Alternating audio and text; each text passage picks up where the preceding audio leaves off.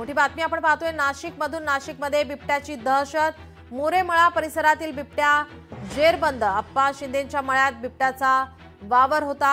या बिबट्याला अखेर जेरबंद करण्यात आलाय। अनेक दिवसांपासून हा बिबट्या अप्पा शिंदे यांच्या मळ्यामध्ये वावर करत होता। वन विभागाकडून या ठिकाणी पिंजरा लावण्यात आला होता। याच बिबट्याने यापूर्वी अनेक श्वानांना फस्त केलं। अखेर वन विभागाच्या पिंजऱ्यात हा बिबट्या आता जेरबंद झालेला आहे। मोरेमळा परिसरातील नागरिकांनी आता सुटकेचा निश्वास सोडलाय। मोरेमळा परिसरातील आपण ही दृश्य पाहतोय। हा बिबट्या अखेर जेरबंद झालेला आहे। बिबट्याची दहशत होती। अनेक या ठिकाणी प्राण्यांना त्याने फस्त केलं होतं।